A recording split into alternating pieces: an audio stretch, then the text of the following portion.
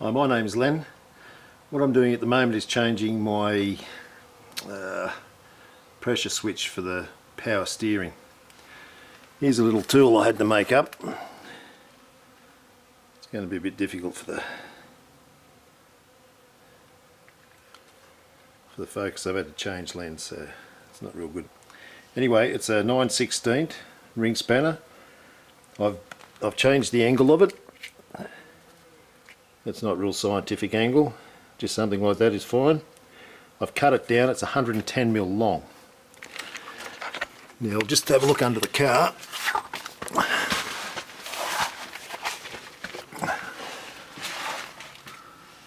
We can't see anything, but anyway, we probably all know where the... What am I focusing on there? Who knows?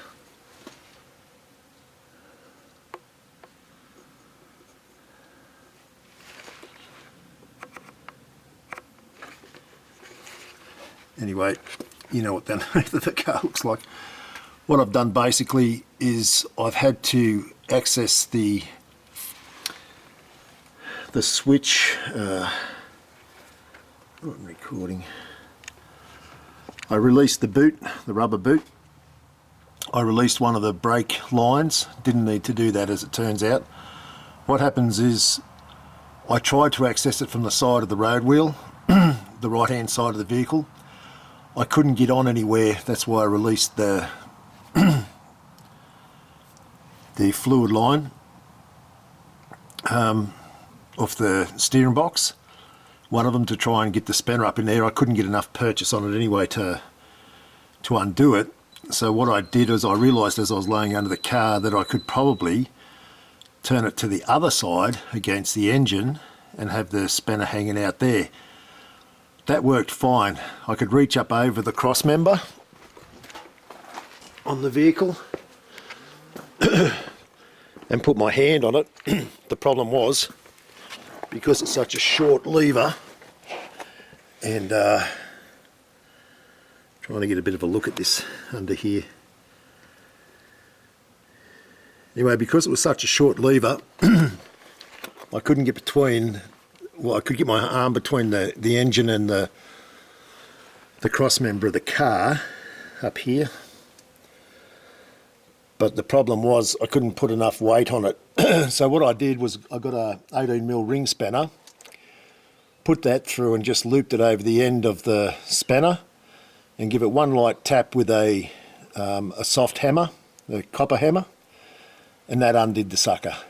So then I just took that off, went back around the side of the front wheel, and you can reach up then and unscrew it with your hand. Of course, you've got to take the wire off first, and then you can unscrew it with your hand, screw the new one in, give it a very light tighten up. I've heard of people having problems with them leaking after they put them in, but they feel that they over tighten them when they put them in. This was not over tight. This is the stock one that was in it from the factory. It was not over tight. It was quite loose. When I tapped it with the hammer, it was only a light tap. So then connect your wire again. For me, I'll have to put the line back on, the fluid line. And then it should be all good. But what's made the job easy, I've been stuffing around with this for hours. I could have done it in half the time, quarter of the time, had I just realised to put the spanner on the opposite side against the engine, not trying to get it from the wheel side, which was where I was having the drama. So put it on the other side, put a socket, not a socket, but a ring spanner over it, give it a light tap, it undoes. You can get the sucker out easy and replace it. So the reason I've made this video, of course, is because I read all the things on the forum. Nobody gives a description of how they actually undo it. They just say they manipulate a spanner and then do it. Nobody actually says how they did it. So you could stuff around for hours trying to get your hands up in there. It's as tight as you can't get your arm in there.